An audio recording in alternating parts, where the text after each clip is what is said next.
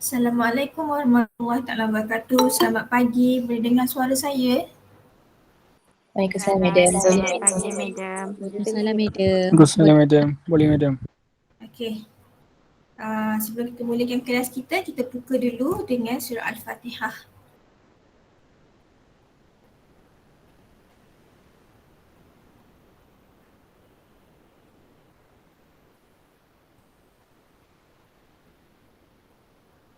Amin amin ya rabbal alamin. So minggu ini adalah minggu yang ke-12. Okay, so we have another 2 more weeks to complete our semester. Okay, current participant masih ada 30, baru ramai lagi ni 21 pun tak silap. Tolak seorang lah yang hadir muat pada hari ini, Amira Atirah from class A. So yang lain tak tahu apa jadi ni ya. Tak apa, nanti kita panggil nama siapa yang tak hadir, even though dia tick attendance dalam future, saya boleh je pangkahkan balik. Tak cukup hanya you tick attendance dalam future tapi you tak hadir ke kelas, and you tak keberadaan you tak ada. Ada juga student yang on laptop tapi dia tak ada depan laptop. Okay, saya tak tahu tapi Allah tahu. Okay, so minggu ini kita akan sambung lagi kita punya planning, which is financial planning. So orang macam anggap topik ini topik yang kritikal lah. Okay, ada kawan awak yang minta contoh video presentation. Saya dah pun masukkan dalam kita punya group. Bawah folder assignment guideline. Dalam tu ada dalam tu ada guideline untuk video presentation. Okay, apa yang kena masukkan dalam tu lah. Okay, it's a recorded video yang you kena hantar dekat saya, tak ada live masa yang diperuntukkan not more than 5 minutes I think. Kena tengok balik. Saya pun lupa dah, banyak sangat subjek kan. Okay. For those yang masih lagi tak punya kumpulan, ada ke dalam ni? 32 orang ni ada yang tak ada kumpulan lagi ke? Tak ada saya anggap tak ada lah. Tak menyawut tu. Okay. So kalau yang tak ada is okay lah. Kalau yang ada tu is quite dangerous for you all.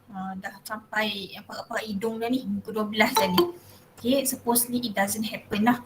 Supposedly you memang dah siapkan dah operation, dah siapkan dah organizational. Okay, tunggu marketing lagi kita tak discuss. Masa ni lah, insyaAllah sampai. So within this week, the first agenda kita adalah untuk bincangkan financial plan secara teorinya. You ada dengar macam bunyi construction ke? Ada, Madam. Ada, Madam. Ada orang sebelah. Okay, tak apalah. Abaikan. Mungkin saya kena kuatkan suara saya sikit.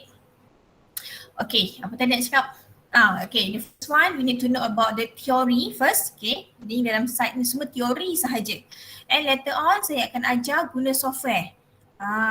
So software tersebut akan generate statement pada you all. So you all ambil, letak dalam report saja. Tapi not as easy as that lah.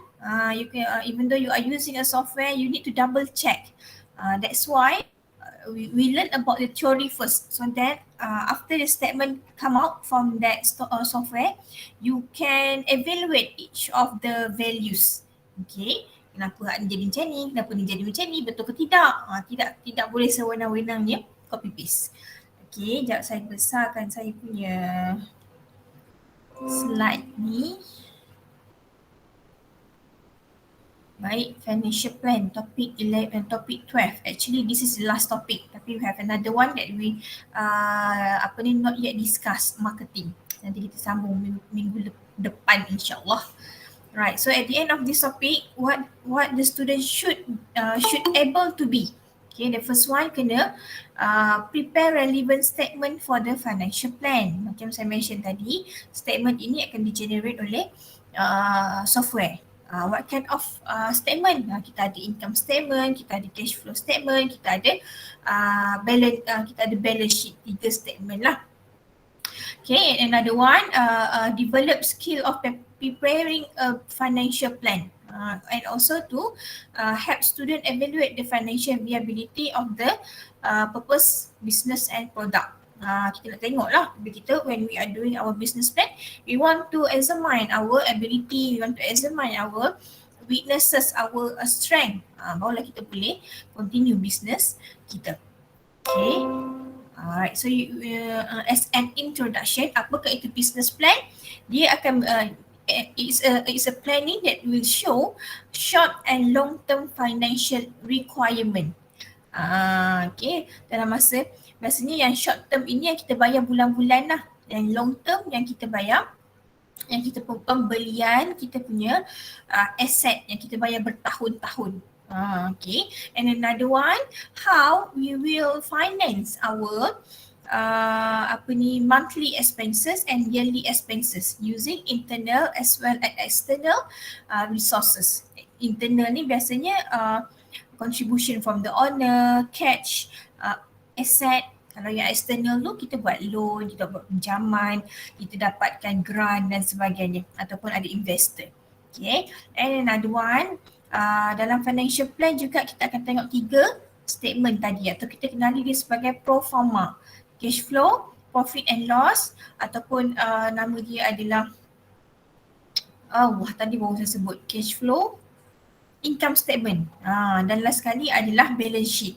Okay, and of course when we are preparing our business plan, it can be our guideline, it can determine the viability, daya maju business kita. Okay, seterusnya important of the financial plan. Kenapa kena prepare financial plan? Kenapa financial plan duduk kat belakang sekali? Okay, sebab financial plan will determine amount of money yang kita nak invest dalam kita punya project. Okay, dia akan predict, dia akan total up the project implementation cost. Yang tu sebenarnya you tahu, okay, ni lah amount yang you perlu dapatkan, yang you perlu cari. Okay, and another one to identify relevant sources. Ni internal dan external tadi lah. Okay, to ensure the initial capital mencukupi, sufficient to appraise the viability, daya maju bisnes tersebut. And also business plan will act as your guideline.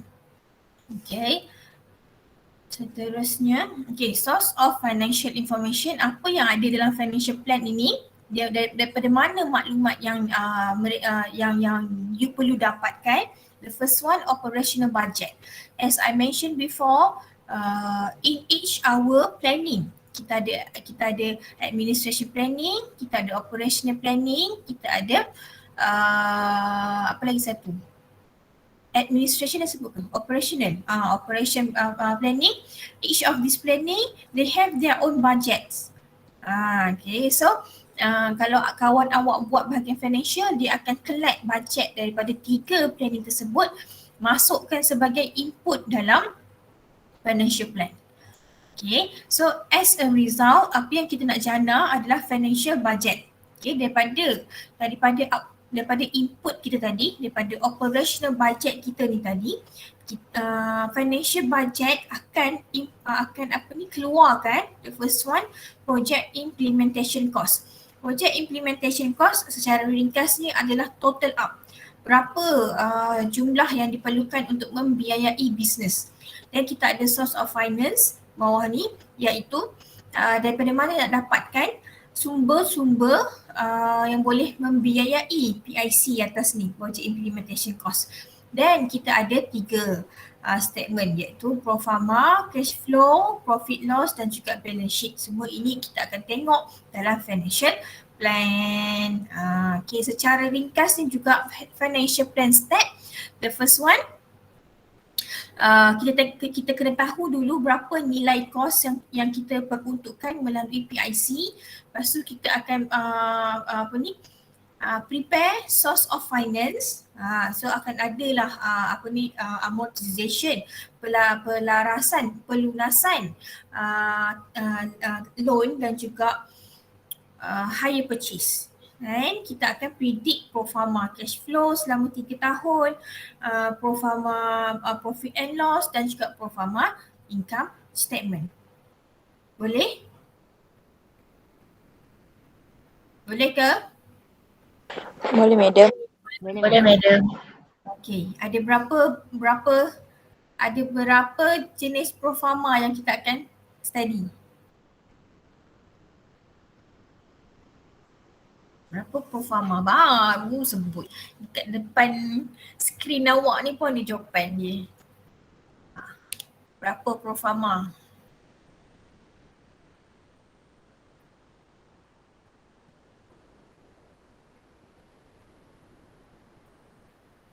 Berapa? Kan dah 33 orang tak ada seorang tu dengar saya duk bebel ni.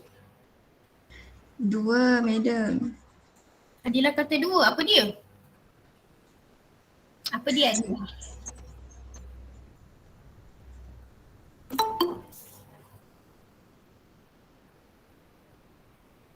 Ni menunjukkan ketidakhadiran apa ni?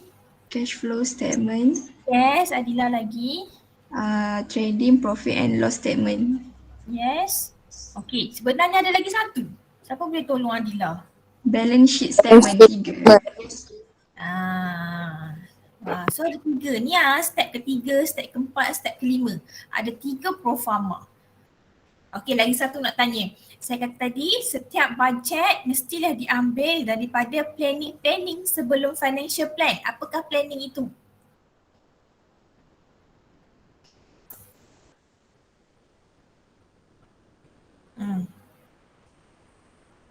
Tajuk-tajuk besar yang ada dalam kita punya chapter. Apakah dia?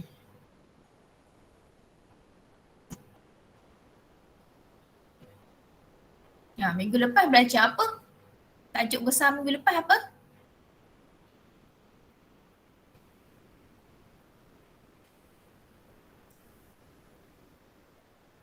Sudah. Operation planning minggu lepas. Yes. Okay, operation planning. So the first one, budget pertama, operation planning. Yang kedua, 2 minggu lepas.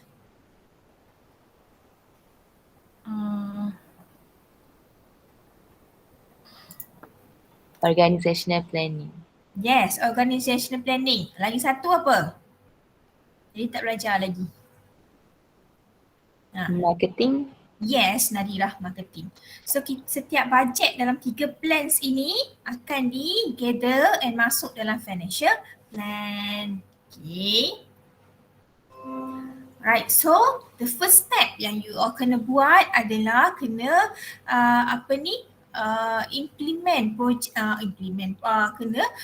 assume project implementation cost. Macam yang saya kata tadi, apakah itu project implementation cost? Adalah total cost needed for us to generate our new venture or for us to launch a new product. Okay, so dalam project implementation cost, dia akan gather all the information tentang long term cost dan juga short term cost. Hopefully you can see lah bawah ni. Okay, long term cost is refer to the any expenditure that we buy as a fixed asset. Dia contoh lain bila kita beli benda-benda yang amount dia tinggi. And after kita bayar, dia akan jadi kita punya own asset. Land, kita beli tanah nak buat agriculture, beli tanah nak bangunkan syarikat ke. So dia adalah fixed asset yang termasuk dalam long term cost, dalam jangka masa yang panjang, mungkin 9 tahun buat loan untuk bayar kereta, furniture. Okay, termasuk juga building, machinery, equipment, furniture, vehicle. So dia adalah long term cost, pembiayaan dalam jangka masa yang panjang. How about short term cost? Okay, short term cost ini adalah pembelian, okay, sama ada hari-hari, week by week or month by month. Okay, contoh dia adalah pembelian raw materials. Mungkin hari ni dah beli raw materials, tak cukup lagi, esok beli lagi. Okay, so itu perbelanjaan short term. Okay, apa lagi? Wages, salary kita bayar kepada kita punya pekerja bulan-bulan. Utilities pun bayar bulan-bulan. Overhead pun ada yang minggu, ada per hari, ada yang bayar bulan-bulan. Contoh overhead ini adalah kalaulah kita punya direct labor, contoh dalam operation, operator tak cukup pada bulan tersebut. Sebab marketer kata kita punya sales forecast tinggi tahun ni, bulan ni, ataupun tahun ni lah, ataupun 6 bulan ini. So dapat dia pass the information to the operator, to the operating manager, so they have been decided to hire part-time operator. So overheads kita sekarang ni adalah part-time operator. Dia hanya untuk melengkapi, so dia dikenali sebagai overhead. Ataupun let's say kalau you beli raw materials, selalunya you as a baker lah. Contoh, you beli flour jenama Faizah, harga RM2.50. So bulan depan pula dah habis stok nak pergi beli, tiba-tiba tak ada jenama Faizah, habis kat satu Suci Iskandar ni. Bila you nak pergi ke Ipoh, you dah naikkan cost transportation. Lepas tu kalau you pun tukar kepada brand lain, mungkin harga lebih tinggi, harga lebih rendah. So itu pun dikira sebagai overhead. So dia overhead per day pun ada, per week pun ada, per month pun ada. So total kedua-dua short term cost and long term cost, barulah kita akan dapat rigid total cost untuk kita bangunkan syarikat kita ni, bangunkan bisnes kita ni. So dalam PIC ada 3 elemen ini. Capital expenditure, working capital, ada expenses. Kalau siapa-siapa yang dah buat dah operational budget, dah buat dah administration budget, dia dah jumpa dah perkataan ni, capital expenditure, working capital, ada expenses. Sebab kalau kita tengok balik kita punya perbincangan minggu lepas dan juga 2 minggu lepas, ataupun you refer back kita punya slide belakang-belakang tu, budget dia tu dia ada table. Capital expenditure ataupun fixed asset, working capital and others expenses. Yang mana kita kumpul masuk dalam financial plan lah. So capital expenditure macam yang kita mention tadi tu, fixed asset, land, building, you do a renovation. Kenapa renovation masuk bawah fixed asset? Because by the time you are doing the you renovate your company, for example, it will last them forever. Tak ada pun tiba-tiba dah renovate colour putih, tiba jadi colour merah pula ke, tak ada. So dia stay kat situ. So bermaksud dia menjadi kita punya asset. Machinery and equipment of course, furniture and fixtures of course juga masuk dalam capital expenditure. Dengar baik-baik, lagi saya tanya banyak-banyak kali. Selagi tak jawab saya tunggulah. Habis lambat pun lambat lah hari ni. Working capital pula adalah monthly expenditure. Kita bayar setiap admin, marketing and operation punya activities lah, apa yang dibayar bulan-bulan. Contoh admin bulan-bulan beli stationeries. Contoh marketing bulan-bulan buat promotion. Operation bayar salary for example. So dia boleh letakkan bawah working capital. Anything else that are not related with the working capital as well as the capital expenditure will be put within others expenses. Contoh pre-operational cost. Sebelum kita buka bisnes kita tu, kita prepare something.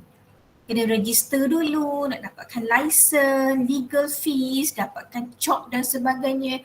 Kalau you ada beli vehicle, kena bayar road tax, insurance, stamp duties. So itu adalah pre-operational cost. Sebelum beroperasinya bisnes kita tu. So tadi contoh kalau you rental, you punya premise tu, so ada dia punya deposit. Nak masuk air, nak masuk elektrik pun ada utility deposit. Kat sini ni bahagian ada expenses ni. And we have provision for contingencies. Contingencies ini bermaksud dia macam let's say lah kalau you nak pergi kedai. You nak beli telur sebekas tu je mungkin harga RM3 lah. Tapi mesti you akan bawa duit lebih. Bawa lah RM10 kot lah nak beli benda lain. Dia samalah macam contingencies ni. Kita tahu dah kos berapa tapi kita letakkan 2 sehingga 10% daripada total tu lebihan. Yang lebihan kos. Let's say kalau ada anything happen, kita ada duit lebih lah untuk bayar. So itu adalah contingencies. Okay. Alright, so ini contoh dia punya table untuk project implementation cost. So kita ada capital expenditure, kita ada working capital dalam masa sebulan-bulan lah. Kita ada pre-operational cost, yang bawah pre-operational cost termasuk juga deposit, allowance untuk contingencies diletakkan 10%. Okay, so you kena total up, total capital expenditure berapa? 104,000. Okay, working capital total dia adalah 17,500. Pre-operational cost 2,700. Deposit 8,000. Allowance for contingency 10% from total up 1, 2, 3, 4 ni dapatlah 12,500. So you tambahkan ke semua ni dapat total cost 137,500. Okay, so ini adalah nilai project implementation cost untuk you buka business. Secara kasarnya inilah nilainya. Okay, kat bawah ni. Okay, so tadi kita dah tahu dah berapa total yang kita perlukan untuk buka business. 137,500 tadi contohnya. So now we want to know what kind of resource, what kind of sources, sumber for us to get finance untuk 137,500 tadi tu. Okay, so untuk finance terbagi kepada internal dan juga external. Okay, internal and external generated. Okay, so element of source of finance, okay, kita ada equity contribution, cash plus asset. Yang ni, atas ni adalah internal. Contribution from the owner. Let's say kalau dia buat business partnership, each of the partners lah contribution dalam bentuk cash ataupun asset. Yang bawah ni, term loan, hire purchase, ini semua adalah external, luar. Ambil daripada orang contohnya. Daripada investor, dapat daripada orang lain, bukan kita yang contribute as an owner. Okay, contohnya kat sini, source equity contribution cash, asset, term loan, hire purchase. Semuanya ni you tambah, dapatlah total. Total dia ni sama ke dengan PIC tadi? Project implementation cost. Sama ke dengan nilai PIC? Sama, madam. Sama kan? Sebab dia kena sama sebab nilai PIC itulah yang you perlu dapatkan. So source of finance ini mestilah sama. Kalau tak sama, kalau dia lebih, okey. Kalau dia kurang tu yang bermasalah. Mungkin you nanti akan tak boleh nak beli itu, tak boleh nak jalankan ini. So make sure source of financial sama dengan ataupun lebih daripada total PIC, Project Implementation Cost. Okay, ini kalau kita buat loan, pelunasan, amortization, ini ada pelunasan loan. Okay, contoh dia bagi kat sini, untuk pelunasan loan kita ada 2 cara. Nanti you buat software, nanti you kena pilih antara 2 cara ni. Okay, the first one adalah method yang mereka pakai adalah reducing balance secara tahunan. Okay, apa maksud reducing balance ini adalah kalau you tengok dekat bahagian interest dia berbeza tiap-tiap tahun. Bergantung kepada balance bahagian kanan sekali tu, balance dia berapa. Let's say dia kata loan yang mereka dapatkan adalah 45,000. perlu dilunaskan dalam masa 5 tahun. So setahun kena bayar berapa? 4,500. 14,500. Dia pinjam 45,000 ni. So dalam masa 5 tahun. Setahun kena bayar berapa? 9,000. Yes, 9,000. Dia divide je lah 45,000 divide dengan 5 dapat 9,000. So bermaksud 9,000 itu adalah principal. Ni kotak ketiga, principal. Nilai yang you wajib bayar setiap tahun. Tak boleh kurang, tak boleh lebih. Lebih boleh.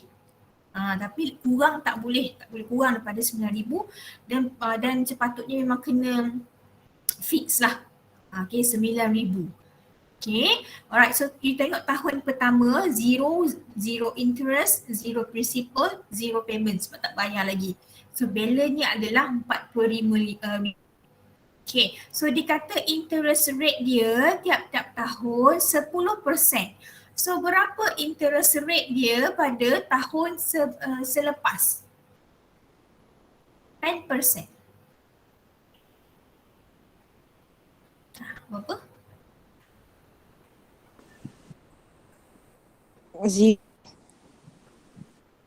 Kita dah nak start bayar dah ni. 500.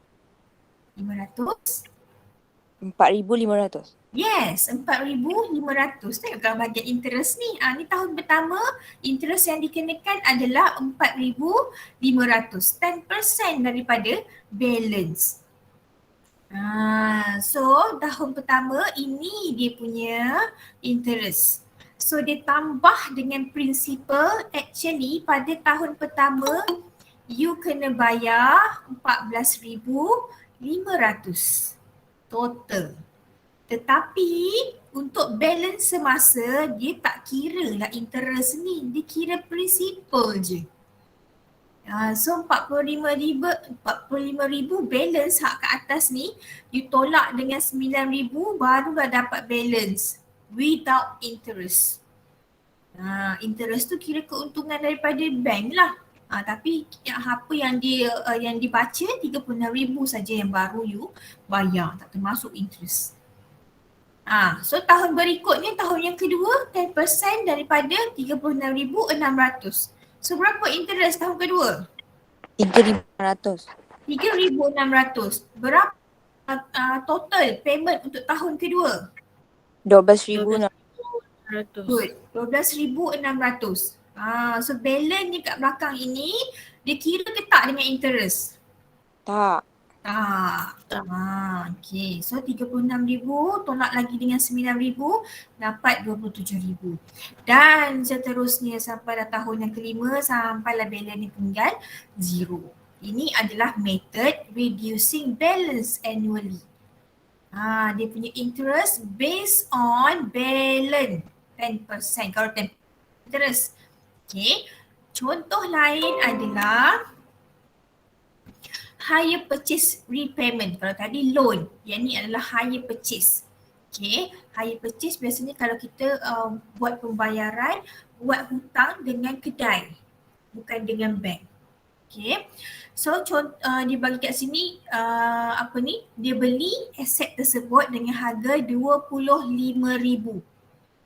Down payment, dia bayar down payment. Mungkin dia beli motor ke, dia beli kereta ke, with a down payment 5,000.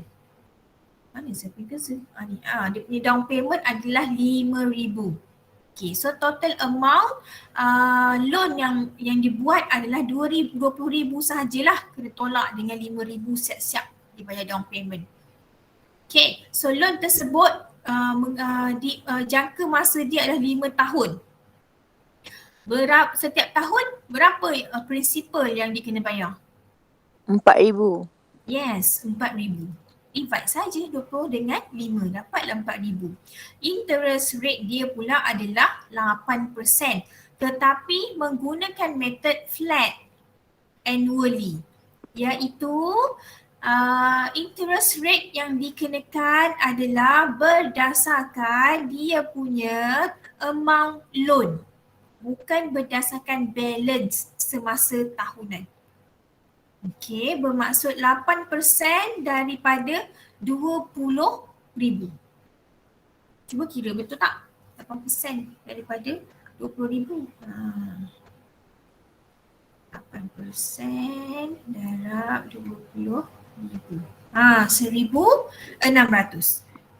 Okay, so you tengoklah interest dia tidak berubah. Setiap tahun sama je interest dia berdasarkan amount loan 20,000. Okay, tadi kawan awak dah kata dah prinsipal setiap tahun 4,000. So dia pun setiap tahun sama je lah, interest plus with the principal dapat payment 5,600 setiap tahun. So nak kira balance pun sama juga, dia tak termasuk dengan interest lah. Okay, 20,000 balance tolak dengan tahun tu dia bayar 4,000, ada total balance lagi 16,000. Dan begitulah sampai tahun yang kelima sampai habis bayar. So it depends for you lah untuk buat decision sama ada nak buat hire purchase repayment with a flat annually ataupun loan amortization schedule tadi tu with a method balance, penolakan interest daripada balance every year. Okay. Alright, so sekarang kita nak masuk kepada topik yang lebih mendalam, iaitu cash flow pro forma statement. Okay, the first thing. Okay, so kita ada 3 tadi kan. So yang pertama adalah cash flow. Okay, so cash flow ini dia akan projected cash inflow dan juga cash outflow without given period yang telah kita buat dalam bisnes kita. Apakah itu inflow, apakah itu outflow? Inflow ini adalah benda yang masuk kepada kita punya bisnes, yang menjana pendapatan kepada kita punya bisnes. Nanti kita akan tengok apa jenis-jenis inflow. Outflow pula keluar. Perbelanjaan kita, pembayaran, pelunasan. So dia duit keluar lah. Okay. Dalam cash flow, kita ada cash inflow, cash outflow, deficit or surplus and cash position, beginning and ending balance. Cash flow tadi saya dah kata kan, benda yang masuk, profit pada kita. Cash flow benda yang keluar. Deficit pula ataupun surplus ini, surplus bermaksud bila kita punya inflow, okay, duit yang masuk tolak dengan duit yang keluar, masih lagi ada balance ataupun balance dia itu adalah positif. Okay, so itu adalah surplus. Why? Deficit means we are bearing the liabilities. Kita daripada inflow tolak outflow, rupa-rupanya kita terlebih membeli. So nama dia adalah deficit. Okay, cash position pula dia ada 2 benda, beginning dan juga ending balance. Okay, beginning ini adalah total ataupun balance yang kita dapat pada bulan tersebut, kita akan bawa dia menjadi ending balance dulu. Ending balance adalah total balance yang terdapat pada bulan tersebut. So kita bawa ending balance ke bulan seterusnya menjadi beginning balance. Balance bulan ni setelah ditolak-tolak dapatlah nilai dia, ada balance 21,000. So dia akan di carry forward, bawa ke bulan seterusnya menjadi beginning balance sebab dia akan tambah dengan cash inflow, nanti kita tolak pula dengan outflow, tengoklah di deficit ataupun di surplus. So nilai balance tu untuk bulan semasa dia jadi ending balance. Bila bawa ke bulan seterusnya dia jadi beginning balance. Nampak macam keliru tapi tak apa, kita tengok dia punya statement nanti. Okay, so tadi saya kata cash inflow, duit yang masuk kepada kita punya company, contohnya adalah equity cash only. Aset tak termasuk lah sebab kita nak buat pengaliran duit. Okay, cash daripada contribution of our partners or owner lah. Okay, term loan, cash sales, ada melakukan sales, lepas tu of course lah dia menjana pendapatan lah kepada kita kan, and kita ada collection of receivable. Contohlah kita as a supplier, so kita supply barang kepada kita punya retailer, so dia akan bayar bil tersebut, kutipan hutang within time given lah. Selalunya kalau supplier ni dia ada masa dia, kalau bayar cepat dia dapat diskaun. Kalau bayar within time given, itulah amount yang dia kena bayar, bil yang dia kena bayar. Kalau dia bayar lambat, dia dikenakan interest. Okay, sales of asset, kalau kita jual kita punya equipment ke, kita punya vehicle ke, pun akan datangkan keuntungan kepada syarikat. Compared with the cash outflow, benda yang keluar, kalau you tengok kat sini, semua expenditure, repayment, purchase. So benda yang kita belilah, yang kita bayar, kita lunaskan. So semua masuk dalam cash outflow. Okay, cash surplus dan juga defisit tadi tu yang saya dah cerita tadi tu, kita boleh simplifikan. Maksud dia adalah inflow, duit yang masuk melebihi duit yang keluar, dia dinamakan surplus. Kalau duit yang masuk kurang daripada duit yang keluar, nama dia adalah defisit. Okay, cash position tadi pun saya dah cerita. Beginning cash, kita tambah dengan nilai surplus ataupun kalau dia adalah defisit, kita kena tolak lah. So kita dapat ending cash.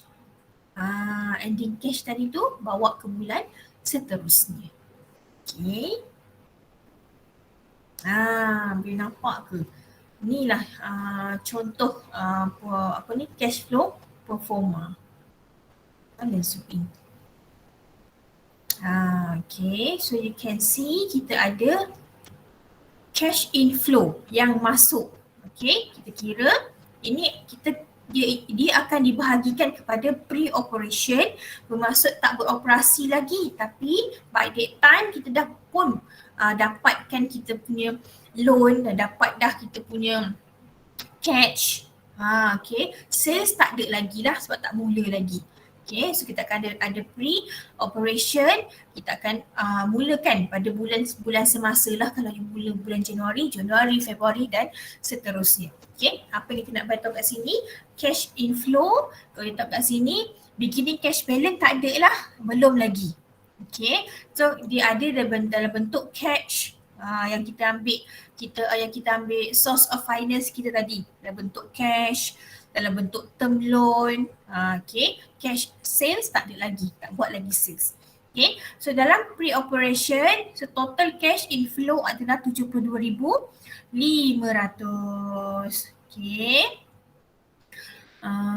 Okay, so mungkin dalam pre-operational you tak biayai lagi, tak banyak lagi cash outflow yang you biayai, yang you beli.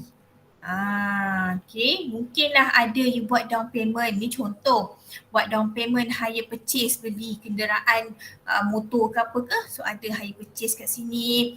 So you beli machinery and equipment, furniture, renovation, pre-operation expenditure, deposit. So you kena fikir benda-benda yang you tak jalankan perniagaan lagi, you prepare. Okay, so total dekat bahagian D ni you tengok total outflow dia adalah 42,500.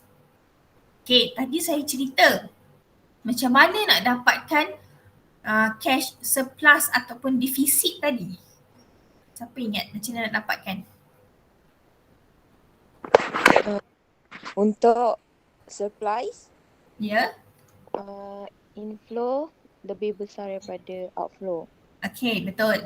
So untuk dapatkan amount cash surplus ini, inflow atas ni, okay, mana cash yang B ni cash inflow ni, total cash inflow, you kena tolak dengan total cash outflow. Betul kamu cakap gitu. Tolak 72,500 tolak dengan 42,500, so you dapat surplus 30,000. So 30,000 ini dia akan jadi ending cash balance. Bila dia masuk kepada bulan berikutnya, dia akan jadi beginning cash balance. So dia duduk kat atas lah. Dia duduk kat bahagian cash inflow sebab dia adalah dia adalah pendapatan kepada syarikat kita yang kita bawa ke depan. Okay, so bulan pertama dah ada dia punya beginning cash balance adalah 30,000. Okay, so termasuklah tahun bulan pertama you dah buat sales dah 20,000. So totalnya adalah untuk bulan pertama cash inflow 50,000. Okay, tengok kat bahagian C, outflow, you dah mula dah beli raw material, dah kena bayar dah gaji pekerja, overhead pun dah kena bayar, dah buat marketing, dah kena bayar sales commission, entertainment allowance, semualah dah bayar dah semua-semua kat sini. So you tengok kat bahagian total cash outflow RM19,091. Okay, so seperti biasa total cash inflow tolak dengan total cash outflow, dapatlah dia punya nilai cash plus cash surplus 30,909. So inilah ending cash balance-nya. Dibawa ke bulan berikutnya menjadi beginning cash balance dan seterusnya sampailah akhir tahun. So itu cara you baca cash flow pro forma. Boleh? Boleh. Boleh, alhamdulillah. Okay, ni pun sama juga. Okay, ni adalah year by year. Sama jugalah. Ada apa ni? Inflow, cash outflow, ada surplus, ada ending cash balance, bawa ke tahun seterusnya pun ada juga beginning cash balance. Sama je. Cuma tahun dia ni dia ambil tahun ke tadi bulan by bulan lah. Okay, seterusnya adalah profit and loss pro forma statement. Okay, kalau tadi kita tengok kepada keluar masuk duit, sekarang kita nak tengok ada keuntungan ke ataupun kerugian. Okay, yang mana biasa dipredik dalam masa 3 tahun berturut-turut ataupun 3 tahun semasa. Okay, so untuk manufacturing companies, for trading companies, for service companies, dia ada sedikit perbezaan cara nak kira profit and loss. Okay, untuk manufacturing companies, trading companies sama. Untuk service dia berlainan sebab manufacturing and trading kita ada beli barang. Contoh manufacturing kita beli raw materials, trading kita dapatkan barang daripada suppliers. Tapi service tak ada. Service direct. Ada customer bayar dapat untung. Macam tu. So kita akan tengok, okay. Alright, so ni contoh perbezaan dia. Untuk manufacturing and trading tadi, alright, so kita akan tengok berapa total sales yang didapat pada bulan tersebut, berapa cost of goods sold. Setiap barang yang telah dijual tu berapa nilai cost dia. Cost itu termasuklah raw materials, you dah bayar transportation, you dah bayar gaji pekerja, dah bayar utilities dan dah bayar overhead dan sebagainya. Okay. Dan barulah kita akan dapat gross profit. So yang membezakan kalau nampak kat sebelah kanan tu bahagian service company, dia ada sales dengan expenses saja. Dia tak ada gross profit. Okay. Bermaksud untuk bahagian manufacturing and trading, untuk dapatkan gross profit ini, nilai sales kena tolak dulu dengan cost of goods sold. Then right after that you can generate your gross profit. Untung bersih. Okay, so macam mana nak dapatkan net profit pula? Okay, ni. Net profit dekat bawah ni adalah dengan cara gross profit tolak dengan all these expenses. Ni, administrative, marketing, financial, depreciation charges, other expenses. Tolak gross profit, tolak dengan expenses, barulah dapat net profit. Bawah ni, baru kita tahu banyak ni rupanya profit yang you dapat. Even though sales you beratus ribu. Okay. Untuk service company, nak dapatkan net profit dia senang je. Sales tolaklah dengan expenses terus dapat net profit. Sebab apa? Sebab dia tak ada beli barang-barang raw materials, tak ada pergi, tak ada kena pegang stok, tak apa, tak ada pergi service. Ada kerja, adalah duit macam tu.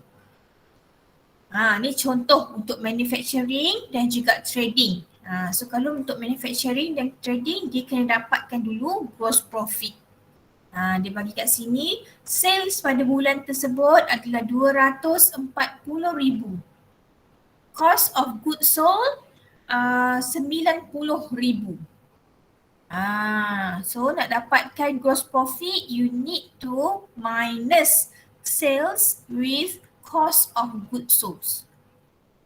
So in this statement, gross profit dia adalah 150,000. Okay, nak dapatkan dia punya net profit, total up all those expenses. Okay, 134,600.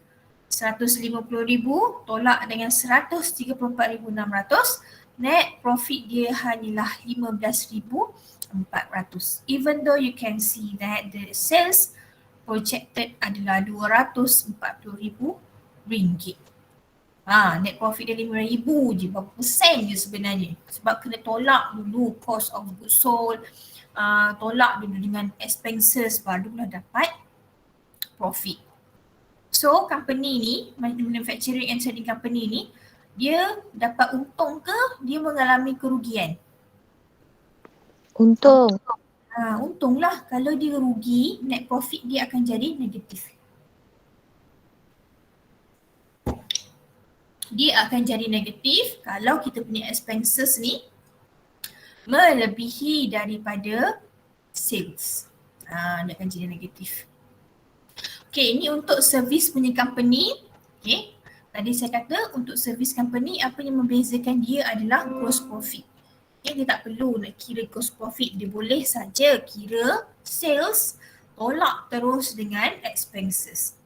Okay, kat sini sales dia adalah 2,400, expenses dia adalah 230,600. So you just tolakkanlah nilai ni, hanya 9,400 sahaja dia punya net profit. Right, so itu untuk profit and loss. Okay, so last kali adalah balance sheet statement. Nama pun balance. So untuk balance sheet statement, you kena balance kan dua account. Okay, iaitu kejap lagi kita akan tengok dia punya balance tu. So dalam balance sheet, you kena tahu ada fixed asset, okay, or at least all fixed asset at its book value. Dia nama dia adalah book value, buku kira-kira dia tu. Okay, so you list down all the fixed asset dan juga current asset. Okay, current asset ini ada asset yang you boleh jual pada waktu itu. Kalau yang fixed asset tak boleh. Okay, current asset boleh. Iaitu yang membezakan dua-dua asset. Okay, so you listkan all the current asset, ada cash, ada stock, ada account receivable, ada deposit. Okay, and you can tahu juga equity. Okay, berbentuk cash dan juga asset plus with the net profit yang kita dapat bila kita dah menjalankan bisnes tersebut, dan juga long term liabilities. Long term long term bermaksud bertahun-tahun. Okay, kita ada term loan dan juga hire purchase yang saya dah cerita awal-awal tadi tu. Okay, so kalau kita tengok pada kita punya jadual ini, fixed asset dan juga current asset, tambah dua-dua nilai ini, you dapat total 94,900. equity with long liabilities tambah dua-dua ni didapat 94,900. Nilai ini balance, sama kedua-duanya. Kena sama. Kalau tak sama bermaksud dah cash inflow ataupun cash outflow yang you tak record. Ataupun you salah masuk. Mungkin long term liabilities ni you masukkan machinery and equipment, which is salah lah. Okay, sebab long term liabilities you kena total up semua yang masuk dalam term loan dan juga hire purchase, bukan machinery and equipment sahaja. Okay. Ni untuk service company sama juga, you kena balance. Okay. Habis dah cerita tentang teori. Anything you want to ask? Sebab sekejap lagi saya nak masuk kepada penggunaan software, which is itu lebih penting lah. Sebab you kena masukkan dalam report. Boleh ke setakat ni? Boleh, madam. Boleh Boleh ke saya teruskan dengan saya punya fin plan? Nama dia adalah fin plan. Boleh saya teruskan ke nak rest dulu? Nak restkan dulu. Nak terus ke nak rest kejap? Terus kot, terus, madam. Terus Hmm. Ya. Sebentar.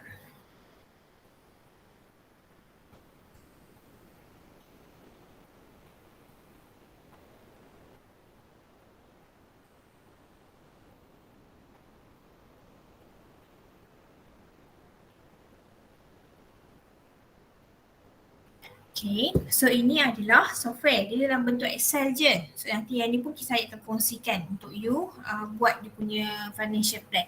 Okay, untuk financial plan kita ni, okay, dia special untuk business yang small and medium businesses. Apakah itu business small and medium?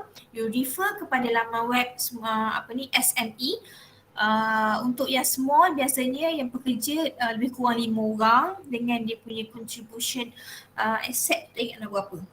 So dia kira sebagai small. So medium lebih besar lah. So kita ada satu large. Tapi large tu dia mungkin tak fine plan ni. Okay. So the first step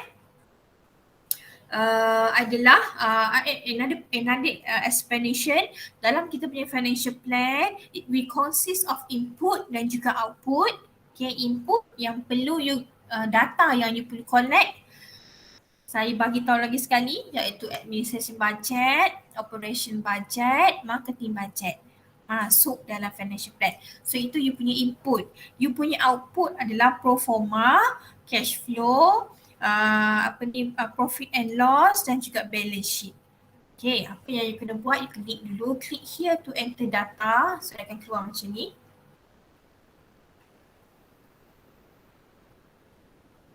Dia keluar macam ni.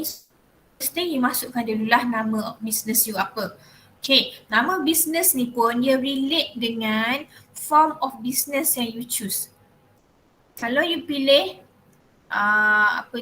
sole proprietorship, pemilikan tunggal, bolehlah letakkan nama macam Pak Abu Restoran, macam tu. Kalau yang partnership, biasanya dia akan kata Kedai Runcit Ali dan rakan-rakan. Kalau yang private limited company, biasanya dia ada sendian berhad dekat belakang. So you tak bolehlah sewenang-wenangnya you business partnership tapi ada sendian berhad kat belakang, which is salah lah. So tak boleh letak. Okay, so the first thing, step yang pertama, projected administrative, marketing and operation expenditure. Okay, so setiap plan dia ada dia punya budget tersendiri. Okay, so kalau you refer back pada kita punya slide, setiap plans, setiap content, setiap chapter yang terkandung dalam business plan mesti ada ni mesti ada jadual ni. Dia sama je, dia ada fixed asset, dia ada working capital, dia ada others expenditure, dia ada pre-operation. Tapi dia punya content ini adalah berbeza-beza. Let's say untuk administrative, fixed assetnya adalah you buat renovation, you buat apa ni, contoh ni land and building, so dia masuk dalam, ataupun you beli furniture, masuk dalam fixed asset, bawah administrative, bawah working capital, salary, utilities, office utilities, you beli stationery dan sebagainya. Yang mana you beli bulan nilai yang you beli itu berubah-ubah dan juga dia juga berubah-ubah. Kalau fixed asset ni biasanya you bayar memang tiap-tiap bulan harga dia sama. Ataupun you bayar loan kan sama tadi kan. Okay. So kalau ada ada expenditure boleh letakkanlah berapa amountnya. Kalau you buat pre-operation ni rental utilities, letakkan amount dia lah. Okay. Begitu juga untuk marketing dan juga operation. So for those who are dia punya part adalah financial part, make sure you kena tanya bahagian admin, bahagian marketing, bahagian operation mana bajetnya. Okay, so kena tally. Apa yang kawan you buat, apa yang kawan you masukkan adalah sama macam you masukkan dalam software. Begitu juga untuk contoh untuk marketing expenditure, fixed asset dia mungkin dia naikkan signboard, dari fixed asset. Working capital, saya nak bagi tahu dekat sini, setiap pekerja hendaklah diletakkan di bawah setiap plans. Admin dia ada pekerja dia, marketing ada pekerja dia, operation pun ada pekerja dia. Okay, so dia tak boleh gather all the pekerja you letak bawah administrative. Tak boleh. Kena spesifik. So meaning to say that each of the expenditure dia ada salaries, EPF and SOCSO totalnya. EPF and SOCSO nilai caruman dia adalah samalah, cuma salary saja yang berbeza-beza. Okay, once you dah masukkan dah setiap maklumat dalam step yang pertama ini, okay, we go for the step yang kedua, sales projection. Dalam masa tiap-tiap bulan berapa yang you predict. Okay, masukkan dalam sales projection. Untuk purchase projection tepi dia ni, you tak perlu buat apa-apa sebab dia akan baca daripada data dekat step yang pertama ni. So you tak perlu kacau dia lah. Okay, step yang ketiga, collection for sales and payment for purchases. Ini biasanya saya suruh student saya let it be 100% macam ni. Step yang ketiga tak payah kacau. Biar je dia 100% dekat situ. Yang keempat, economic life of fixed asset and depreciation method. Jangka hayat aset-aset tetap. Okay. Kalau kita beli satu aset, biasanya jangka hayat dia, contoh komputer, biasanya 5 tahun. So dekat fixed asset ni nanti, dia akan keluarlah nama-nama dia sebab you dah pun letakkan dekat bahagian step yang pertama. Okay, cuma you perlu ubah dekat bahagian economic life per years. Contoh kalau you kata macam laptop 5 tahun lah, machinery 5 tahun, vehicle mungkin 9 tahun, contoh macam tu. Okay, samalah tu. Okay, yang kelima adalah increase in working capital, if any. Yang bermaksud tadi you isi kan setiap bahagian working capital ataupun setiap plans ada working capital. If you are desired to increase working capital. Contohnya, Allah Alia baru masuk. Contohnya, kita punya salary. So you estimate that every year you nak naikkan gaji pekerja 10%. So you kena masukkanlah bahagian increase in working capital. Year kedua 10%, year ketiga 10% contoh. Okay, kalau tak ada, kalau you tak nak naikkan, biar je lah. Okay. Yang keenam adalah ending stock for raw materials and finished good. Okay. Yang memberi maksud kalau you buat business dalam manufacturing, you kena letakkan ending stock for raw materials. Setahun berapa nilai yang you peruntukkan untuk membeli raw materials. 4,000 lah.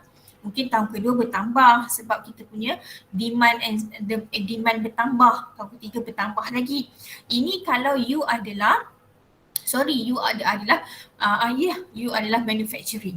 Okay, let's say kalau you adalah trading business, okay, you kena letakkan bawah ending stock of finished goods sebab you tak hasilkan produk tersebut, you hanya jual sahaja produk orang lain. Okay. Yang seterusnya, yang ketujuh, rate of taxation. Ni rate of taxation. Yang ni pun you kena check balik berapa nilai tax yang dikenakan kepada business private limited company only. Kalau business you sendiri berhad, you kena check berapa corporation rate ataupun corporation percentage pada tahun semasa. Yang ni 28%. So dia sebenarnya berubah mengikut tahun. Okay, so you tak boleh letakkan 28 lah. Kalau you check let's say 25, so letakkan 25. Okay, yang ke-8 business background. Okay, business background you kena pilih business legal entity, sama ada you adalah PLC, you adalah partnership or you adalah sole proprietorship. Letakkan di ruangan ini. Begitu juga dengan nature of business. Manufacturing ke, trading ke, service, letakkan kat ruangan yang disediakan. Okay, seterusnya source of finance. Step yang ke-9, anggaran faedah setiap tahun. So you kena anggarkan interest rate berapa. Okay, loan duration berapa. Interest payment method, pilih dekat bawah ni sama ada flat rate ataupun annual rest. Ingat tak lagi tadi yang saya cerita mula-mula tadi,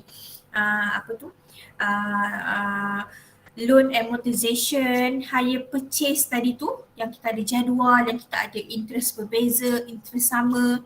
Ni dah dia. You kena pilih method 1 ataupun method 2, letak dekat sini, bahagian sini. Loan duration you decide nak 5 tahun ke 3 tahun ke 7 tahun ke. Interest rate pun you boleh predict. Biasanya 5%, 3%, 7%. Okay, so itu you boleh predict. Okay, sama juga macam hire purchase, ini untuk loan. Untuk hire purchase pun sama juga. Berapa tahun dan juga berapa interest rate. Bila you dah habis isi maklumat sampailah maklumat yang ke-9 ni, okay, klik bawah tadi tu, so dia akan keluarkan PIC dan juga source of finance. Okay, so bila isi maklumat 1 sampai 9 nanti, di bawah PIC ni, requirement ni dia akan keluarkan semua fixed asset, working capital dan seterusnya. Okay, so what you need to do, contingencies ini boleh ubah. Tadi saya ceritakan contingencies ni apa. Apa dia contingencies ni? Apa dia contingencies?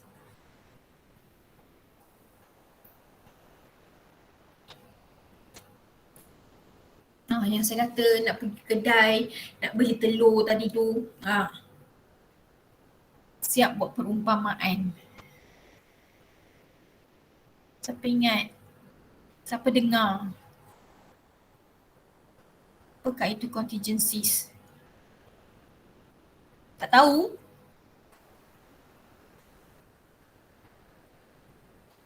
Tahu ke tak tahu? Yang kita bawa duit, yang kita dah tahu dia punya harga dia tapi kita lebihkan duitnya. Ya Anis, bawa duit lebih. So contingencies untuk bisnes pun macam tu lah. Dia total business, total project implementation cost berapa. So kita letakkan berapa contingencies lebih high.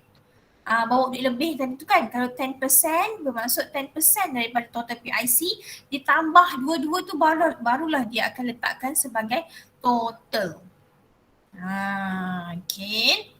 So, bila dia dah ada dah di bahagian requirement dan cost ni, what you need to do kat bahagian source of finance, you kena letakkan sama ada barangan tersebut adalah loan, you dapatkan daripada you dapatkan barangan tersebut daripada pinjaman, loan ataupun hire purchase ataupun own contribution, cash ataupun existing asset.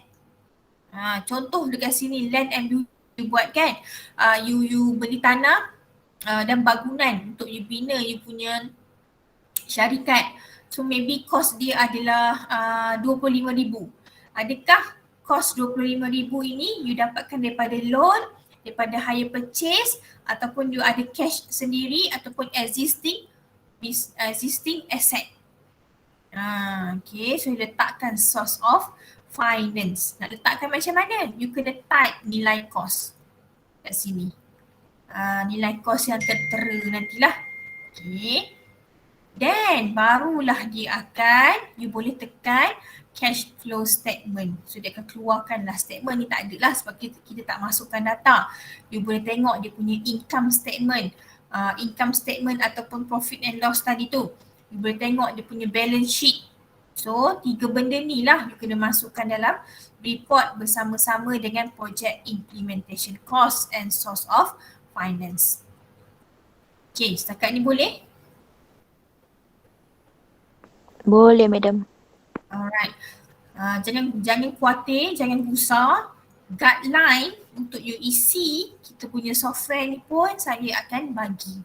Yelah, kot lah you tadi pergi toilet ke apa ke tak dengar apa yang saya cakap kan. Ataupun tertengok WhatsApp ke tadi tu. So kita ada guideline. Nanti saya akan sharekan jugalah guideline kepada you all. Senang lah nak isi nanti. Okay. So bermaksud habis dah kita punya syllabus pada hari ini. Anything else you want to ask?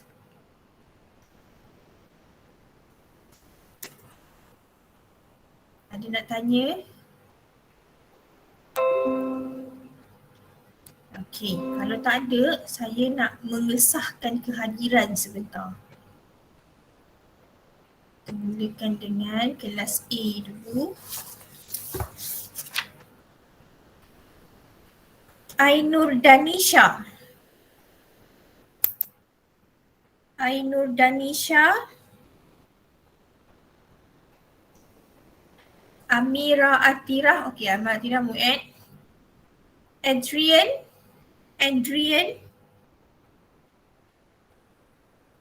Tak ada. Anis Nur Emilia ada. Saya. Atikah Nadirah.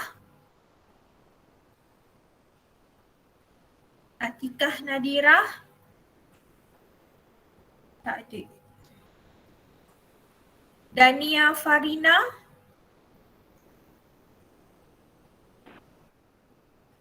Madam. Okay, let's see kalau macam you tak boleh nak on you punya mikrofon, you boleh je raise hand ke, cakap dekat chat ke, boleh je. Erina Erisha. Ya, madam. Okay, Engku Muhammad Syamil. Engku? Ya, saya. Okay, Farah Natra.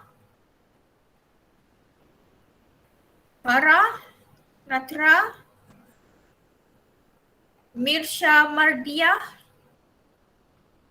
Saya, madam. Okay, Muhammad Luqman Nur Hakim. Saya itu. Muhammad Rasul Hakimi. Saya, madam. Muhammad Hafiq Aikal. Afiq Aikal. Alif Najmi. Saya, madam. Amsyar.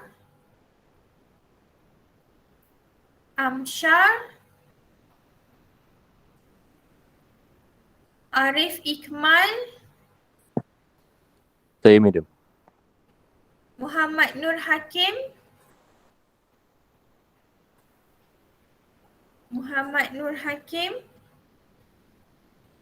Muhammad Zakwan. Saya, madam. Najwa Husna. Saya, madam. Miza Maisarah. Saya, madam. Nadira. Saya, madam. Noradila.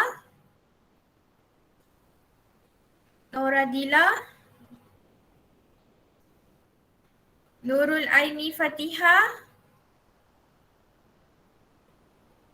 Saya, madam.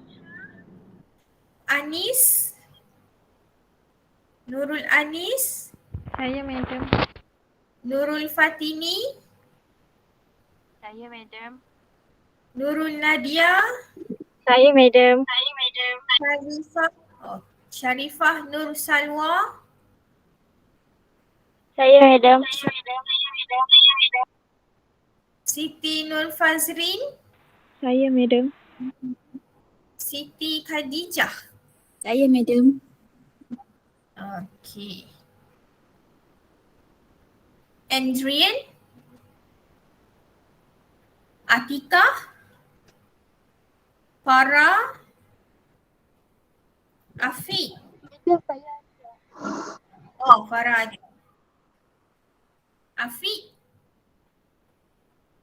Amsyah.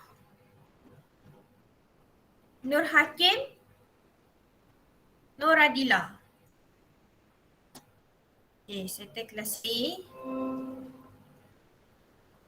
Okay, kelas B.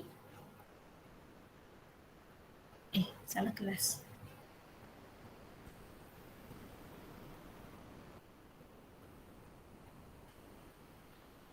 Muhammad Fahmi.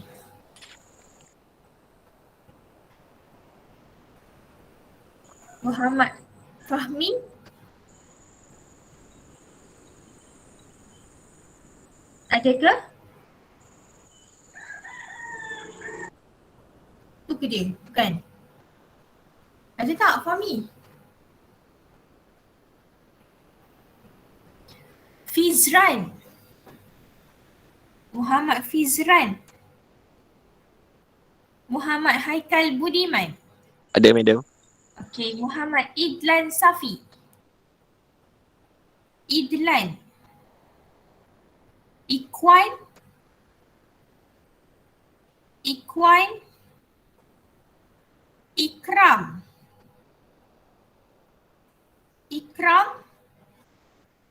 Naim. Saya, madam. Okey. Syafiq.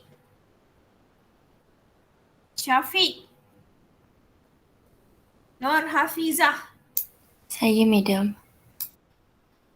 Okey. Nur Liana Najla. Saya, madam. Nur Adila Zulaika. Madam. Nur Ain Syakina. Saya, madam. Nur Anis Azira.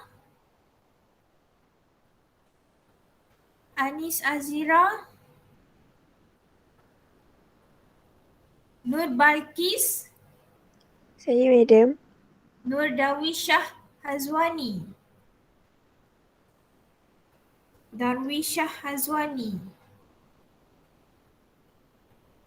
Nur Farahiyah.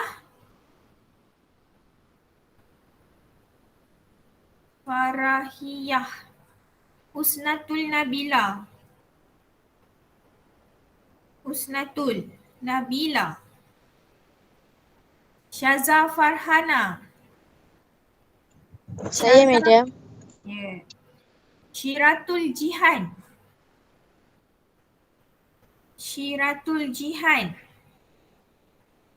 Zulaika. Nur Zulaika binti Khairul Azhar. Saya madam. Baik. Nurdianah Nazurah. Nurdianah Nazurah.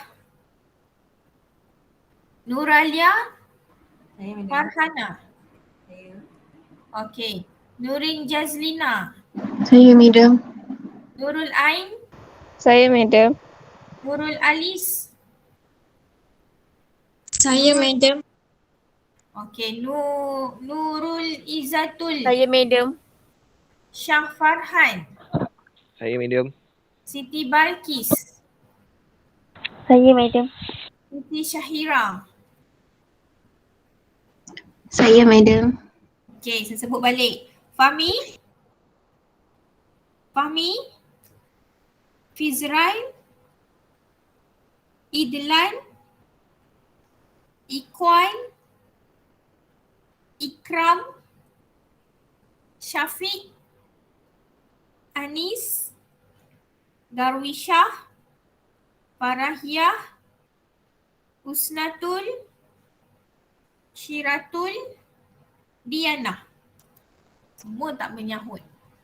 Mungkin dia ada dalam ni, tapi saya tak nak check lah. Supposedly memang you kena ada depan laptop kan. Mungkin tak ada keberadaan dia tu. Macam mana tu? 1, 2, 3, 4, 5, 6, 7, 8, 9, 10, 11, 12, 13, 14, 15, 16, 17, 18, 19, you all. Okay, so anything else you want to ask? Regarding financial plan or secara khususnya business plan? Tak ada madam. Okay. Berkenaan dengan mini seminar, minggu ni kita ada lagi satu mini seminar yang saya kata hari tu kan dalam grup saya kata yang you tak complete satu lagi BMC. So minggu ni ada lagi pada hari Jumaat. Okay. Daripada kelas A dan kelas B lepas pukul 9.30 ada tak? Kami ada studi. Ada studio lagi? Jumaat memang ada studio madam. Okay, studio sampai pukul berapa? Daripada pukul 8 sampai pukul 12. Oh, alright. Pukul 2.30 ada apa-apa? Tak ada. Alright. So, okay, bagus. Pukul hari Jumaat ini pukul 2.30 you kena attend lah BMC punya. Itu je, last seminar lah, tak ada dah daripada ENT. Okay, sebab BMC tu pun penting sebab you kena masukkan dalam kita punya business plan. Yang macam saya ajar dulu tu kan, masa awal-awal dulu, week kedua rasanya. Yang you kena letakkan template dalam right after business plan 8.0 kot. Kena attachkan template. So kalau you masuk seminar tersebut, maybe you boleh refresh balik apa itu BMC lah. Okay, ada apa-apa lagi nak ditanya? Ada? Tak ada madam. Tak ada madam. Alright, so kita tutup kelas kita dengan tasbih kifarah dan juga surah Al-Nas.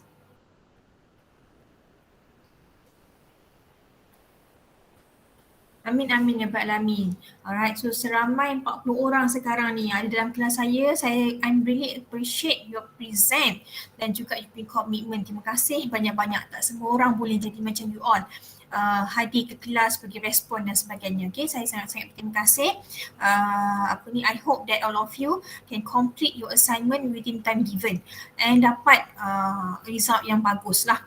Okay, jumpa lagi minggu hadapan. InsyaAllah minggu depan kita cover balik satu lagi planning, iaitu marketing planning yang sepatutnya discuss pada minggu banjir tu tapi kita drag lah minggu depan insyaAllah. Kalau tak ada apa-apa halangan. Okay, kalau tak ada apa-apa lagi, I end my class now. Okay, with Assalamualaikum warahmatullahi wabarakatuh. Jumpa lagi. Bye. Assalamualaikum. Thank you, madam. Madam. Thank you, madam. Thank you, madam. Welcome. Thank you madam.